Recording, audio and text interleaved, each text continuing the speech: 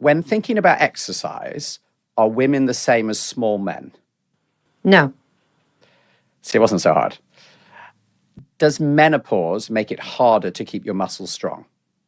Yes. Can exercise help with common menopause symptoms like hot flashes and mood swings? Yes. Should women keep the same fitness routine during menopause? As compared to? Before. No.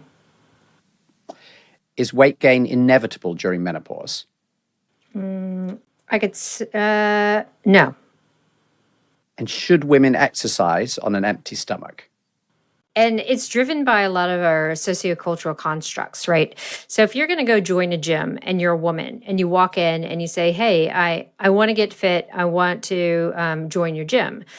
The person who's taking you through, the membership person, is going to say, first, how much weight do you want to lose? And this is the list of our group classes, and there's the cardiovascular equipment. If you're a guy who comes in and says, hey, I want to get fit and I want to get healthy, what can you do for me?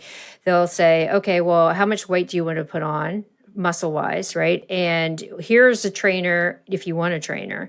And here's the squat rack and all the weights, and go through all the hammer strength equipment. It's just an automatic thing. So we're conditioned to think that women need to gravitate to cardio to get the fit, toned body that they want.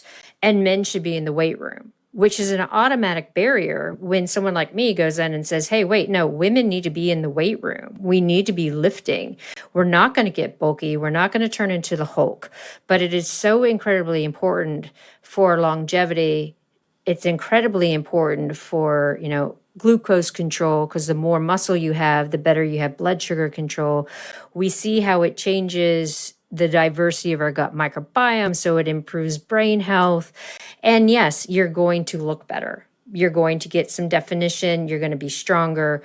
And it's just so important to break that sociocultural idea that women shouldn't be in the weight room because, they're delicate flowers. Perceived exertion is at an 8 or 9, but in reality, it's the fatigue that's invoking that, because then you're squarely in that moderate intensity again. And what happens with moderate intensity is it increases cortisol.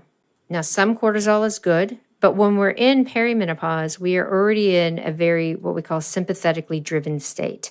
So that means we're tired but wired. Our baseline cortisol is elevated. And when our baseline cortisol is elevated, we have a stimulus to put on fat, keep residual inflammation, bloating, can't sleep, can't come down, can't relax.